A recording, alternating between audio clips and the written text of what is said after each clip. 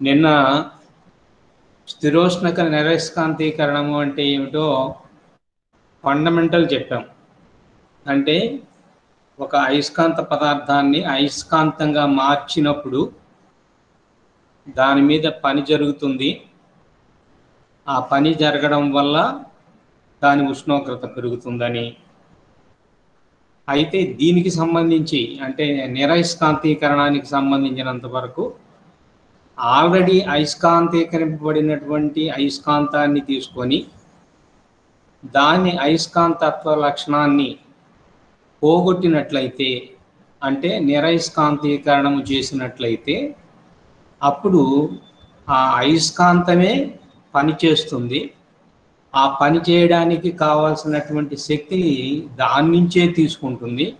అందువల్ల దాని ఉష్ణోగ్రత స్వల్పంగా తగ్గుతుంది. దీనిని మనము స్థిరోష్ణక నిరయస్కాంతీకరణము అని చెప్పాం కదా ఏమ్మా?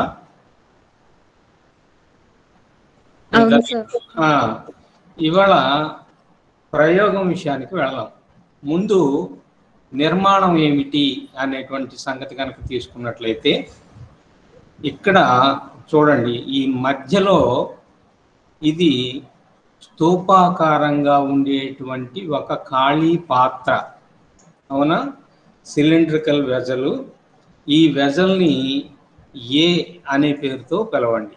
ఇది ఇక్కడ ఈ స్తూపాకారపు పాత్రని నిలువుగా పెట్టేసి దీని లోపల ఏం చేస్తామంటే ఒక ఆధారాన్ని తీసుకొని ఆ ఆధారానికి ఒక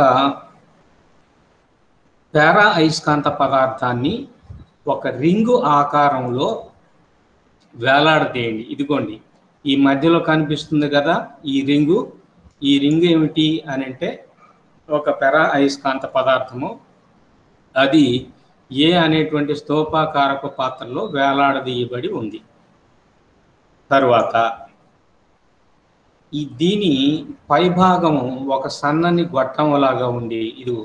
ఇది ఒక సన్నని గొట్టంలాగా ఉంది.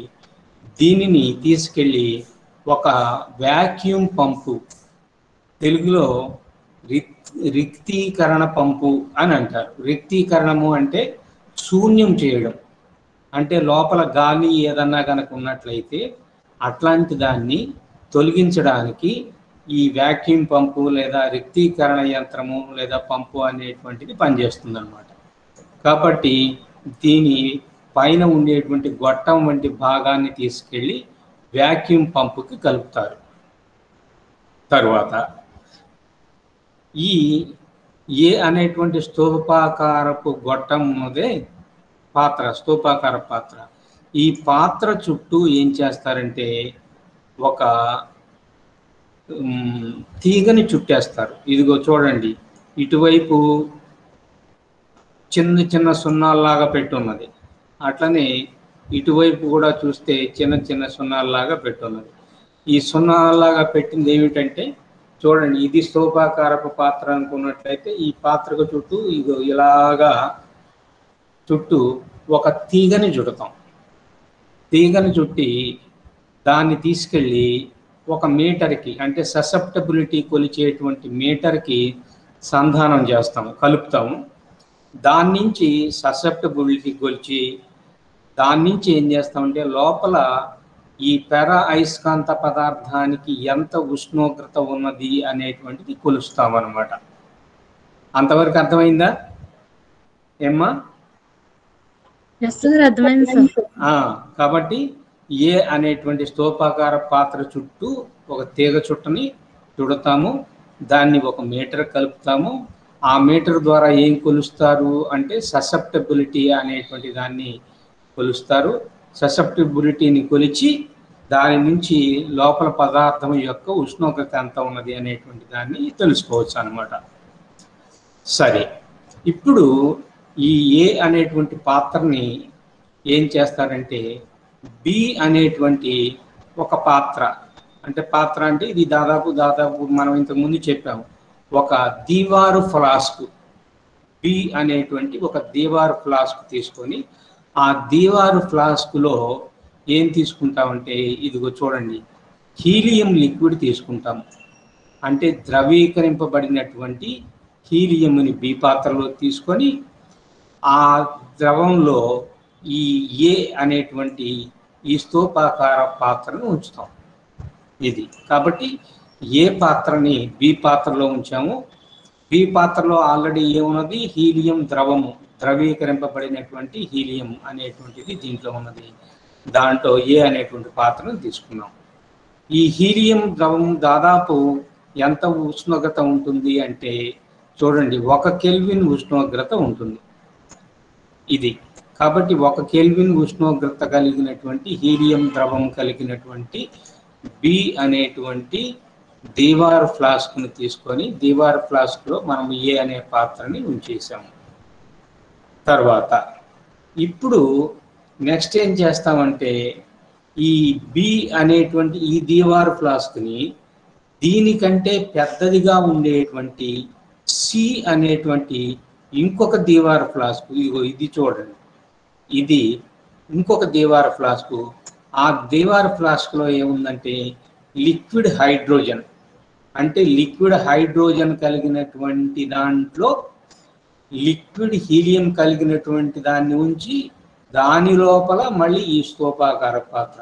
కాబట్టి మొత్తం ఎన్ని పాత్రలు ఉన్నాయి ఇక్కడ అంటే 3 పాత్రలు. ఏ అనేటువంటిది స్తూపాకార పాత్ర, అది దేనికి లోపల ఉండేటువంటి వృత్తాకారంగా ఉండేటువంటి పారా అయస్కాంత పదార్థాన్ని ఉంచాము. తర్వాత దాని చుట్టూ తీగ చుట్టను చుట్టాము, దానిని 1 మీటర్ కలిపాము. ఆ తర్వాత ఈ మొత్తం ఏర్పాటుని ఒక సన్నటి గొట్టం ద్వారా దేనికి కలిపాము అంటే వ్యాక్యూమ్ పంపుకు కలిపాము. ఇలా వ్యాక్యూమ్ పంప్ కలిపిన తర్వాత ఈ మొత్తం ఏర్పాటుని బి అనేటువంటి దీవార్ ఫ్లాస్క్లో ఉంచాము. బి అనేటువంటి దీవార్ ఫ్లాస్క్లో ఏమున్నదంటే హీలియం ద్రవం ఉన్నది, అది 1 కెల్విన్ దగ్గర ఉన్నది. తర్వాత ఈ బి అనేటువంటి ఈ దీవార్ ఫ్లాస్క్ని తీసుకెళ్ళిపోయి మళ్ళీ దేంట్లో ఉంచాము? సి అనేటువంటి ఇంకొక దీవార్ ఫ్లాస్క్లో ఉంచాము. ఇది సి అనేటువంటి దీవార్ ఫ్లాస్క్. ఈ ఫ్లాస్క్లో ఏమున్నదంటే లిక్విడ్ హైడ్రోజన్ ఉన్నది, ద్రవీకరింపబడినటువంటి హైడ్రోజన్. అంతవరకు అర్థమైందమ్మా ధనలక్ష్మి?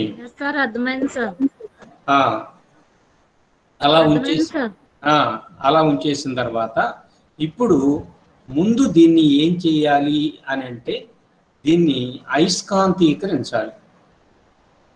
అయస్కాంతీకరించాలంటే అయస్కాంత క్షేత్రంలో ఈ మొత్తం ఈ ఏబిసి ఈ మొత్తం పాత్రలు కలిపినటువంటి ఏర్పాటు మొత్తాన్ని తీసుకెళ్ళి అయస్కాంత క్షేత్రంలో ఉంచాలి. అయస్కాంత క్షేత్రంలో ఉంచాలంటే అయస్కాంత క్షేత్రానికి ఏముంటుంది? నార్త్ పోల్ ఉంటుంది, సౌత్ పోల్ ఉంటుంది.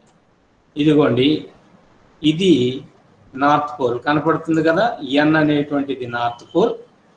తర్వాత ఇటువైపు ఎస్ అనేటువంటిది సౌత్ పోల్. కాబట్టి ఒక బలమైనటువంటి ఒక అయస్కాంతాన్ని తీసుకొని అయస్కాంతం యొక్క ఉత్తర ధ్రువాన్నేమో ఈ పాత్రకు ఒకవైపున, అయస్కాంతం యొక్క దక్షిణ ధ్రువాన్నేమో ఈ పాత్రకి రెండో వైపున ఉంచుతాం. అంటే 2 ధ్రువాల మధ్య ఈ పాత్ర ఉంటుందన్నమాట. ఇట్లా అయస్కాంత క్షేత్రంలో దీన్ని ఉంచడం వల్ల ఏమవుతుందంటే ఈ మధ్యలో మనము ఒక రింగుని పెట్టాము, పి అనేటువంటి ఈ రింగు. ఇది ఏ పదార్థంతో చేయబడింది?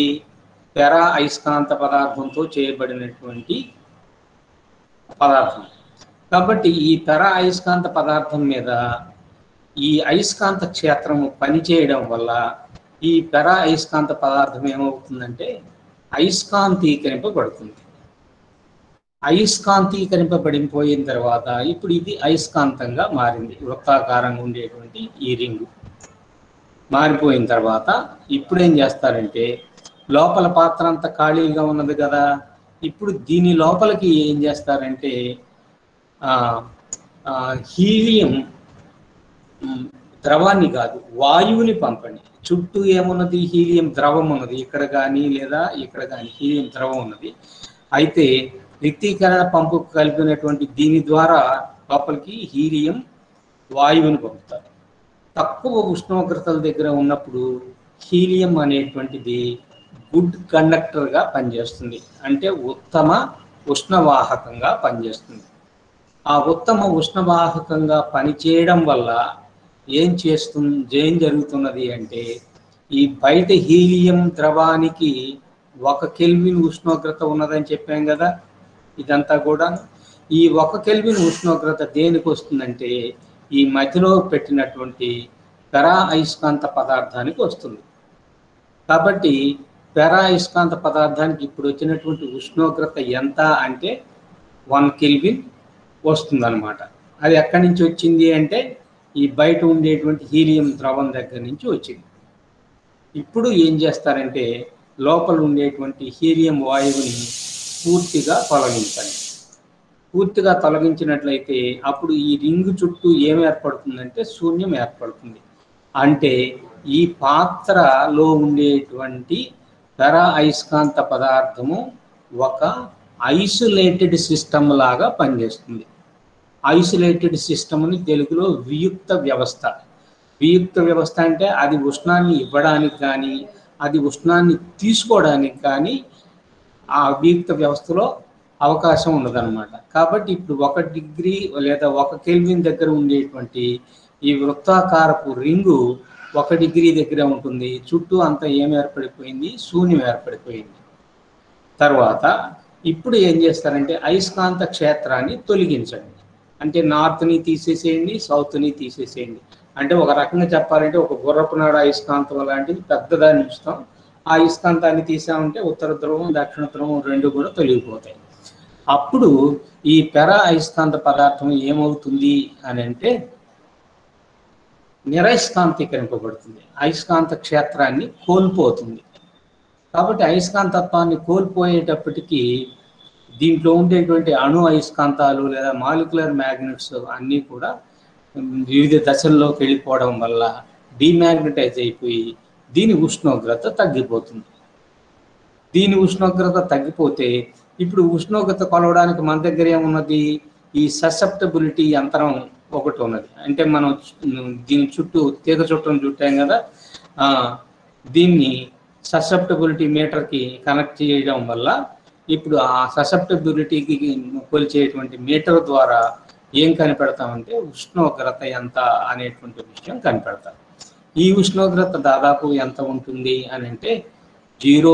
ఇందాకేమో 1 కెల్విన్ ఉన్నది. ఆ 1 కెల్విన్ ఇప్పుడు తగ్గిపోయి ఎంత అవుతుందంటే 0.0014 కెల్విన్ అనేటువంటి ఉష్ణోగ్రత వచ్చిందనమాట. ఆ విధంగా 1 కెల్విన్ హీలియం ద్రవం అంతకుముందు మన దగ్గర ఉంటే ఇప్పుడు పెరా అయస్కాంత పదార్థానికి ఉష్ణోగ్రతను తగ్గించేసి ఎక్కడికి వెళ్ళిపోయామంటే 0.0014 కెల్విన్ దగ్గరికి వెళ్ళిపోయాం. అట్లా మనము లోయెస్ట్ టెంపరేచర్ని మనం పొందగలిగాము. ఇప్పటి వరకు పొందినటువంటి అతి కనిష్ట ఉష్ణోగ్రత అంటుందంటే 0.0014 కెల్విన్. అంతేగాని అబ్జల్యూట్ 0 కెల్విన్ అనేటువంటిది ఎప్పుడు కూడా మనం అటైన్ చేయలేదు ప్రాక్టికల్గా. థియరిటికల్గా చెప్పుకోవడం తప్ప ప్రాక్టికల్గా అటైన్ చేయలేదు. అంతవరకు అర్థమైందమ్మా ధనలక్ష్మి? నెక్స్ట్కి వెళ్ళిపోవచ్చా? అర్థమైంది సార్. నెక్స్ట్కి వెళ్ళిపోవచ్చా అంటాను. వెళ్ళిపోవచ్చు. తర్వాత ఇక్కడ సమీకరణాన్ని ఏ విధంగా అంటే, సమీకరణం అంటే ఉష్ణోగ్రత ఎంత తగ్గింది అంటే డిటి ఎంత అనేటువంటిది మనం సమీకరణాన్ని ఉత్పాదిస్తున్నాం. ఈ ఉత్పాదించేటువంటి విషయంలో చూడండి, మనం పెరా అయస్కాంతం పదార్థం మీద అయస్కాంత ప్రేరణ తీవ్రతని ఎంత అప్లై చేసామంటే బి అని అనుకోండి. బి అనేటువంటి అయస్కాంత ప్రేరణ కలుగజేసినప్పుడు ఆ పదార్థం ఏమైంది? అయస్కాంతీకరింపబడింది. అయస్కాంతీకరింపబడినప్పుడు చూడండి, మొత్తం అయస్కాంతీకరింపబడింది ఐ అనుకోండి. అంటే దాన్ని ఏమనొచ్చు? అయస్కాంతీకరణ తీవ్రత, ఇంటెన్సిటీ ఆఫ్ మ్యాగ్నటైజేషన్. అవునా? ఇది 1 గ్రామ్ మోల్ పదార్థం అని అనుకోండి. తర్వాత దీంట్లో కలిగినటువంటి స్వల్ప మార్పు డిఐ అనుకోండి. కాబట్టి అయస్కాంత ప్రేరణ తీవ్రత ఏమో పి, అయస్కాంతీకరణ తీవ్రత ఎంత ఉన్నదంటే ఐ. అయస్కాంత ప్రేరణ తీవ్రత అంటే మనం అప్లై చేసేటువంటిది, అనువర్తింపజేసేటువంటి దాన్ని బి అంటున్నాము. ఆ పదార్థం అయస్కాంతీకరింపబడుతుంది కదా, దాని తీవ్రత ఎంత ఉన్నది అంటే I. ఓకేనా ఏమ్మా? తర్వాత ఓకే సార్. అయస్కాంతీకరణ తీవ్రతలో కలిగినటువంటి మార్పుని DI అంటున్నాను. ఇప్పుడు పదార్థంని అయస్కాంతీకరింప చేయడానికి చేసినటువంటి పని ఎంత అంటే B × DI. మనము పనికి మామూలుగా వాయువుల్లో ఏ సమీకరణం వాడేవాళ్ళం గుర్తున్నదమ్మా? dW = ఎంత గుర్తున్నదా? PdV. PdV ఏమిటి? PdV. P అంటే పీడనము, DV అంటే ఘనపరిమాణంలో మార్పు. అట్లనే ఇక్కడ అయస్కాంత క్షేత్రం అయస్కాంతీకరించినప్పుడు P స్థానంలో ఏమొచ్చిందంటే B వచ్చింది ఇది. తర్వాత DV స్థానంలో ఏమొచ్చింది? DI అనేటువంటిది వచ్చింది. కాబట్టి ఇక్కడ అయస్కాంతము మీద అంటే అయస్కాంత పదార్థము మీద జరిగినటువంటి పని ఎంత? Work done on the magnetic material = B × DI. అయితే నిరయస్కాంతీకరింపబడినప్పుడు ఏం జరిగింది? అయస్కాంతమే పనిచేసింది, అది నిరయస్కాంతీకరింపబడడం ద్వారా. అప్పుడు నిరయస్కాంతీకరణము అనేటువంటి కార్యక్రమంలో పెరా అయస్కాంత పదార్థము చేసిన పని DW అనుకున్నట్లయితే ఈ DW = ఎంతకు సమానం అవుతుందంటే -B × DI. B × DI అనేటువంటిది ఏమో అయస్కాంతము మీద అయస్కాంత పదార్థం మీద జరిగిన పని, -B × DI అనేటువంటిది అయస్కాంత పదార్థము చేసిన పని. ఓకేనా? తర్వాత మనం ఫస్ట్ లా ఆఫ్ థర్మోడైనమిక్స్ ప్రకారం లేదా ఉష్ణగతిక శాస్త్ర ప్రథమ నియమం ప్రకారం కనుక చూసినట్లయితే అప్పుడు మనకు తెలిసిన ఈక్వేషన్ ఏమిటంటే dQ = du + dW. du + dW. అయితే ఇప్పుడు duను duగా ఉంచండి, dW కనుక తీసుకున్నట్లయితే ఈ dWని మనం ఇంతకుముందు PdVగా రాసేవాళ్ళం. ఇప్పుడు PdVకి బదులుగా -BDI అనేటువంటిది ఇంతకుముందు పైన వచ్చింది కదా, అయస్కాంత పదార్థం చేసినటువంటి పని నిరయస్కాంతీకరణం, అది రాస్తున్నాం. కాబట్టి ఇప్పుడు ఈక్వేషను ఏ విధంగా మారిపోయింది అంటే dQ = du - BDI అనేటువంటిది వచ్చింది. అయితే dQ = ఎంత? dQ = ఎంత అనేటువంటి విషయం తెలియడం కోసం మన దగ్గర ఒక చిన్న ఈక్వేషన్ ఉన్నది. ఏమిటి? ఎంట్రోపీ DS = dQ/T అనేటువంటి సమీకరణం మనకు తెలుసా లేదా ఏమ్మా? Entropy DS = dQ/T. ఆ Tని ఇటువైపు కనుక తీసుకొచ్చినట్లయితే అప్పుడు dQ = T × DS అనేటువంటిది అవుతుంది. అవునా? ఇది ఎక్కడి నుంచి వచ్చింది? ఎంట్రోపీ అనేటువంటి దాంట్లో నుంచి వచ్చింది. ఎంట్రోపీ అనేటువంటిది మళ్ళీ ఎక్కడ వస్తుందంటే సెకండ్ లా ఆఫ్ థర్మోడైనమిక్స్లో కూడా వస్తుంది అనమాట. కాబట్టి ఇప్పుడు ఈ TDS అనేటువంటిది దాన్ని DQకి బదులుగా సబ్స్టిట్యూట్ చేసినట్లయితే అప్పుడు TDS = du - BDI అనేటువంటి ఈక్వేషన్ వస్తుంది. ఇది ఉష్ణగతిక శాస్త్ర ప్రథమ నియమము, ద్వితీయ నియమం ఈ రెండింటిని ఆధారంగా చేసుకుని వచ్చినటువంటి ఈక్వేషన్ లాగా అనుకోవాలి. అవునా? ఇప్పుడు ఈ ఈక్వేషన్ని మనం 1 అని అనండి. ఇది గుర్తుంటుందమ్మా ఏమ్మా? కాబట్టి DQకి బదులుగా TDS వచ్చింది, PdVకి బదులుగా ఏమొచ్చింది? -B × DI అనేటువంటిది వచ్చింది. అప్పుడు ఇట్లాంటి ఈక్వేషన్ మనకి ఇక్కడ తయారైంది. కానీ మనకేం తెలుసు అంటే ఈ BDI -BDIకి బదులుగా ఒరిజినల్గా ఏముండేదంటే PdV అనేటువంటిది ఉన్నది. తర్వాత మనం మధ్యలో రెండో చాప్టర్ని వదిలేసి మూడో చాప్టర్ని వదిలేసి నాలుగో చాప్టర్లోకి వచ్చేసాం. మూడో చాప్టర్లో మ్యాక్స్వెల్ సమీకరణాలు అనేటువంటివి ఉన్నాయి. మ్యాక్స్వెల్ సమీకరణాలు ఎన్ని ఉన్నాయంటే ఒక 4 సమీకరణాలు ఉన్నాయి. మళ్ళీ ఆ చాప్టర్కి వెళ్ళినప్పుడు అది చెప్పుకుందాం. ఈ 4 సమీకరణాలలో 3వ సమీకరణాన్ని, అంటే ఉష్ణగతిక సంబంధం, దేనికి ఎంట్రోపీకి పీడనాలకు మధ్య ఉండేటువంటి సంబంధాన్ని తెలిపేటువంటి 3వ మ్యాక్స్వెల్ సమీకరణం తీసుకుంటే, ఆ సమీకరణం ఒకటి నేను నేరుగా తీసుకుంటున్నాను. ∂T/∂P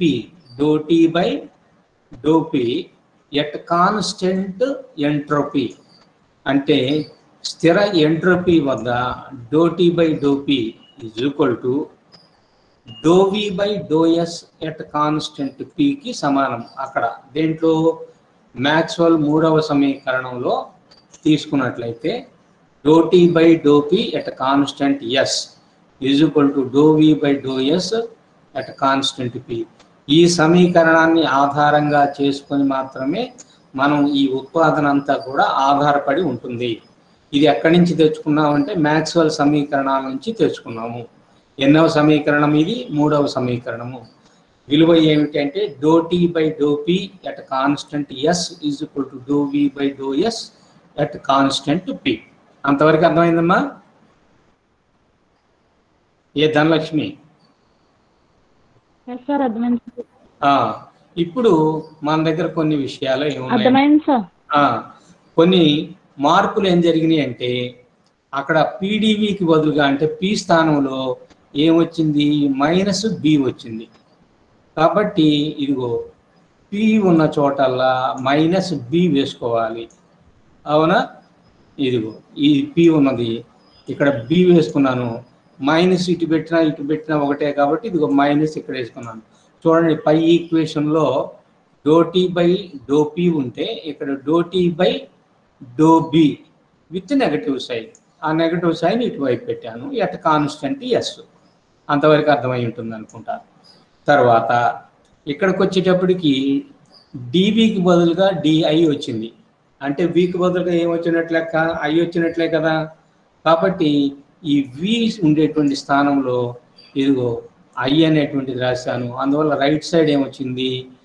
∂I/∂S ఎట్ కాన్స్టెంట్ పీకి బదులుగా ఎట్ కాన్స్టెంట్ బి అనేటువంటిది వచ్చింది. అంటే స్థిరమైనటువంటి అయస్కాంత ప్రేరణ తీవ్రత దగ్గర DI/DS అనేటువంటిది వచ్చింది. ఇంతవరకు అర్థమైందమ్మా? అర్థమైంది సార్. తర్వాత ఇప్పుడు చూడండి, ఈ రైట్ సైడ్ ఉండేటువంటి ఈ DI/DS అనేటువంటి ఈక్వేషన్ ఏం చేస్తున్నారంటే, న్యూమరేటర్ని డినామినేటర్ని రెండింటినీ కూడా నేను ∂T చేత డివైడ్ చేస్తాను.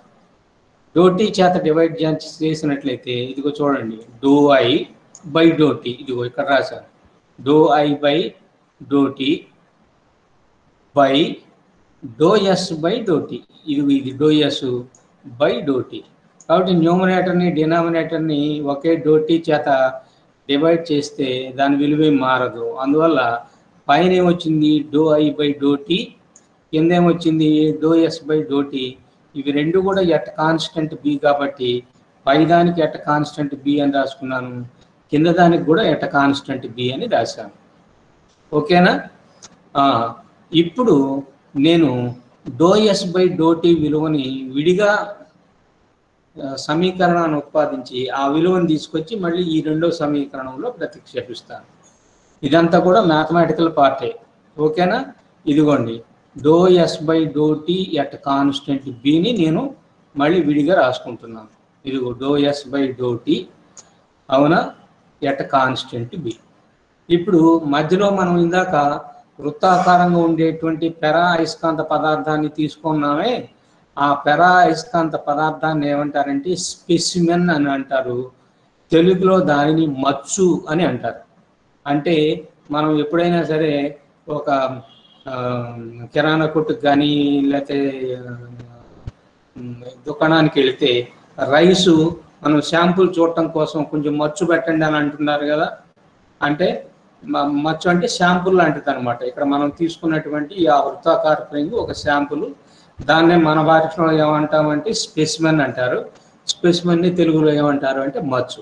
ఆ వృత్తాకారపు రింగ్ యొక్క ద్రవ్యరాశి ఎంత ఉన్నది అని అంటే ఎం ఉన్నది అనుకోండి, దాని యొక్క విశిష్టోష్ణము సి ఉన్నది. విశిష్టోష్ణము సి ఎట్ కాన్స్టెంట్ బి, అంటే మనకు కాన్స్టెంట్ పి అని కాన్స్టెంట్ బి అంటే సిబి సిపి లాగా ఇక్కడ సిబి తీసుకున్నాం. ఈ సిబి అనేటువంటిది కూడా క్యాపిటల్ లెటరు, ఎందువల్లంటే 1 మోల్ పదార్థాన్ని మనం తీసుకున్నాం కాబట్టి. అంతవరకు అర్థమైందా ఏమ్మా?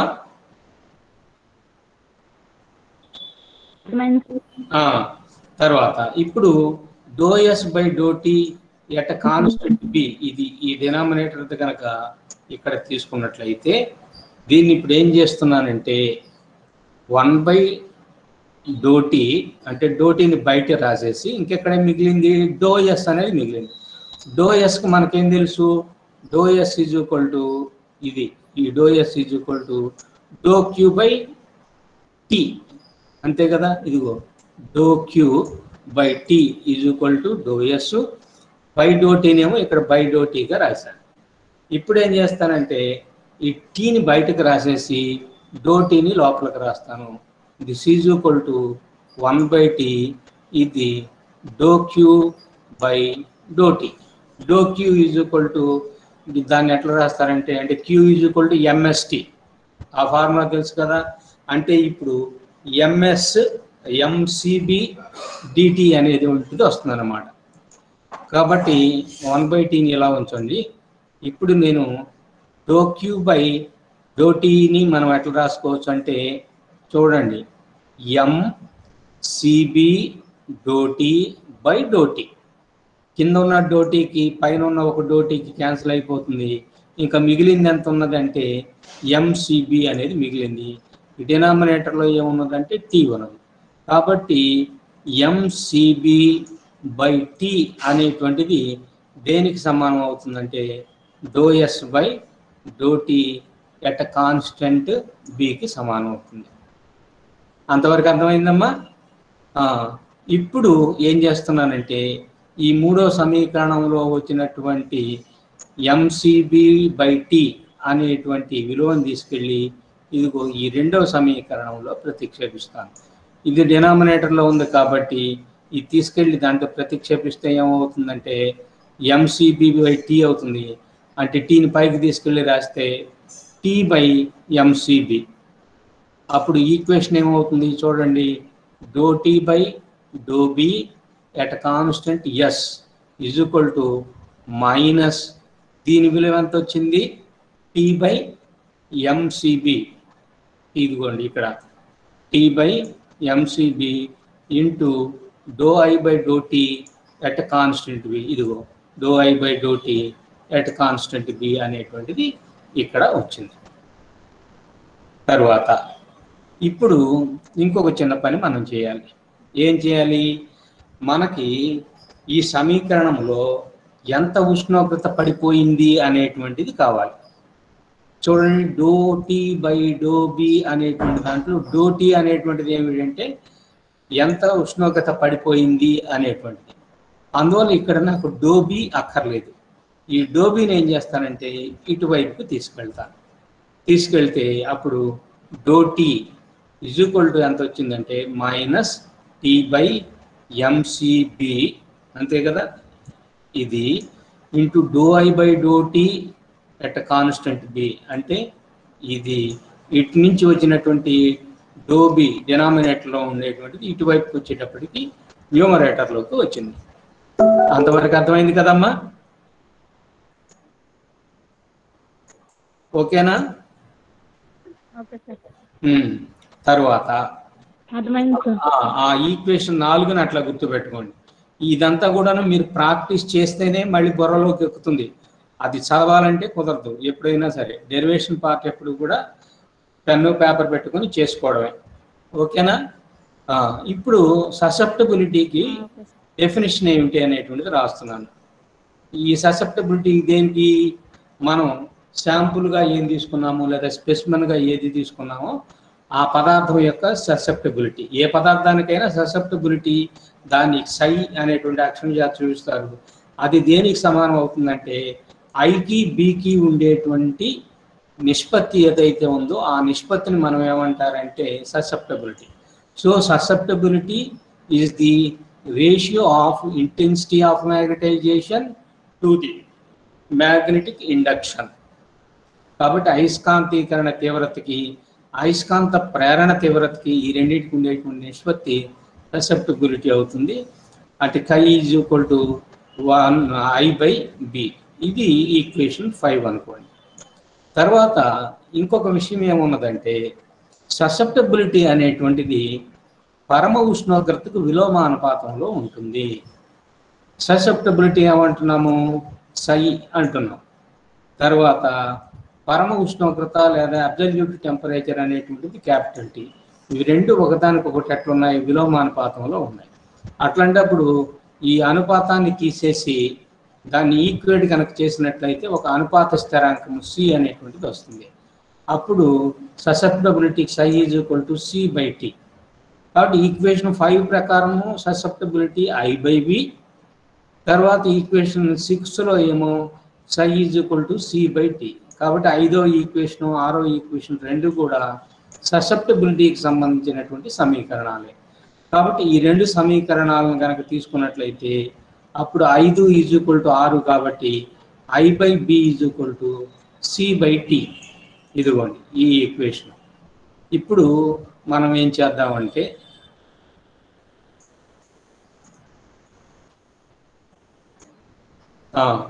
ఇలా చూడండి, I/B is equal to C/T కనుక అయినట్లయితే ఐని ఇటువైపు నుంచి బిని అటువైపు తీసుకెళ్ళండి.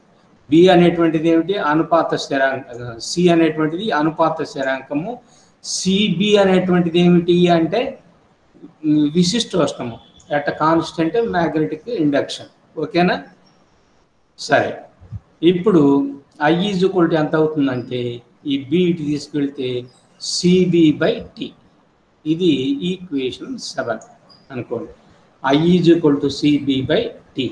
ఈ I is equal to CB/T అనేటువంటి దీన్ని తీసుకెళ్ళి ఇదిగో ఈ 4వ ఈక్వేషన్లో రాస్తాము. ఐకి బదులుగా ఏం రాయాలి? CB/T. So ∂T is equal to -T/mCB into ఐకి బదులుగా ఏం రాయాలి?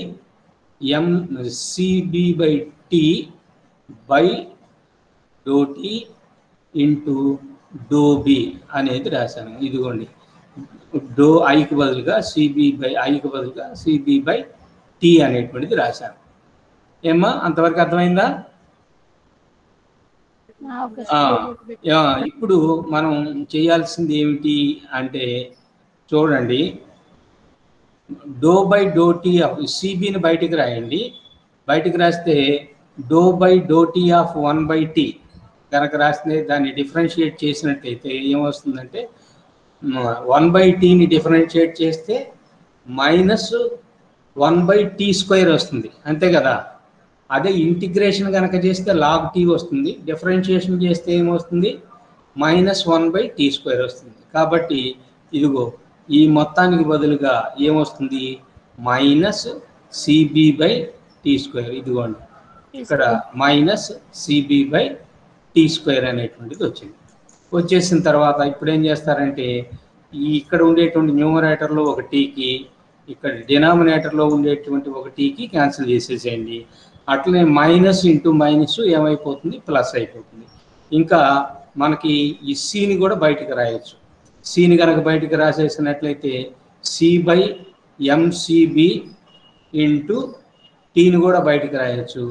ఇంటూ ఇక్కడ ఏం మిగిలింది? B ఇంటూ ∂B అంటే XDS లాగా మిగిలింది. దిస్ ఈజ్ ఈక్వల్ టు ఎంతకు సమానము? ∂Tకి సమానం అయిపోయింది. ఏమ్మా? ఇప్పుడు నాకు T ఎంత అంటే ఎంత ఉష్ణోగ్రత పడిపోయింది అనేది కావాలనుకున్నట్లయితే దీన్ని ఇంటిగ్రేట్ చేయాలి. కాబట్టి ఇదిగో చూడండి, ఇంటిగ్రల్ ∂T లిమిట్స్ ఏమిటంటే మొట్టమొదటి ఉండే ఉష్ణోగ్రత ఏమో Ti అనుకోండి, అంటే అయస్కాంతీకరింపబడి ఉన్నప్పుడు, నిరయస్కాంతీకరింపబడినప్పుడు ఉండేటువంటిది TF అని అనుకోండి. అవునా? లిమిట్స్. కాబట్టి integral Ti to TF into ∂T ఇంక ఇక్కడ ఏం మిగిలింది చూడండి, ఇదంతా కూడా కాన్స్టెంట్ అయిపోతుంది. ఇక్కడ డిఫరెన్షియేట్ చేయాల్సింది ఏమిటి, బి దృష్ట్యా కాబట్టి బి ఇంటూ డో బి. దీనికి కూడా చూడండి, initial magnetic induction B I, final magnetic induction ఎంత అవుతుందంటే B F. F for final, B for initial. అవునా, డోటీని ఇంటిగ్రేట్ చేసినట్లయితే టీ వస్తుంది. అప్పర్ లిమిట్ లోయర్ లిమిట్లు కనుక అప్లై చేసినట్లయితే టీఎఫ్ మైనస్ టిఐ అనేటువంటిది వచ్చింది. అంతవరకు అర్థమైందమ్మా? తర్వాత సి బై ఎంసిబిటి అనేటువంటిది ఇంటిగ్రల్ బిని కనుక ఇంటిగ్రేట్ చేసినట్టయితే బి స్క్వేర్ బై 2 అవుతుంది. బి స్క్వేర్ బై 2లో చూడండి, బై 2ని రాసేసి బి స్క్వేర్కి బదులుగా లిమిట్స్ అప్లై చేసాం. అంటే బికి బదులుగా బిఎఫ్ స్క్వేరు మైనస్ మళ్ళీ బికి బదులుగా బిఐ స్క్వేర్. ఇదిగో B F square minus B I square by 2 అనేటువంటిది ఇక్కడ మనకి మిగులుతుంది. అవునా, తర్వాత మీరు ఇక్కడ గుర్తుపెట్టుకోవాల్సిన విషయం ఏమిటి అంటే, అక్కడ ఫైనల్గా మ్యాగ్నెటిక్ ఇండక్షన్ ఏమీ ఉండదు. ఫైనల్గా మ్యాగ్నెటిక్ ఇండక్షన్ కనుక లేకపోయినట్లయితే అప్పుడు బిఎఫ్ అనేటువంటిది ఏమైపోతుందంటే 0 అయిపోతుంది. తర్వాత సి అనేటువంటిది అనుపాత స్థిరాంకము, ఎం అనేటువంటిదేమో ద్రవ్యరాశి. సి బై ఎం అనేటువంటి దానికి బదులుగా కే అని చెప్పి రాద్దాం. కాబట్టి ఇక్కడ ఏమైనా మిగులుతుందంటే కే బై సిబి ఇంటూ టీ. ఈ 2ను కూడా ముందే రాసేసేయండి. కాబట్టి TF minus T I is equal to, ఇక్కడ బిఎఫ్ 0 అయిపోయింది, ఇక్కడ మైనస్ బిఐ స్క్వేర్ అనేది ఉన్నది. ఇక్కడ మైనస్ ముందు రాసేస్తున్నాము. సి బై ఎంకు బదులుగా ఏం రాసాము, కే రాసాము. కే బై సిబిటి, ఇదిగోండి 2 ఇంటూ సిబిటి. 2 ఎక్కడి నుంచి వచ్చింది అనుకుంటే ఇది ఇక్కడి నుంచి వచ్చింది, ఇంటూ బిఐ స్క్వేర్. ఇక్కడ ఈ రుణ గుర్తు ఏం సూచిస్తుందంటే ఉష్ణోగ్రతలోని తరుగుదలని సూచిస్తుంది. కాబట్టి ఎంత ఉష్ణోగ్రత తగ్గుతుంది అనేటువంటి ఈక్వేషన్ ఏమిటంటే T F minus T I is equal to minus K by 2 CBT into B I square అనేటువంటి సమీకరణం ప్రకారం ఉష్ణోగ్రత ఎంత పడిపోయింది అనేటువంటిది మనం తెలుసుకోవచ్చు. ఓకేనా, అంతవరకు అర్థమైందమ్మా? తర్వాత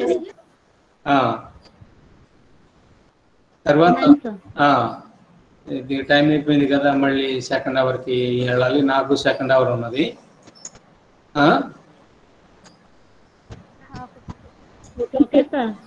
మీకు మ్యాథ్స్ ఉందా?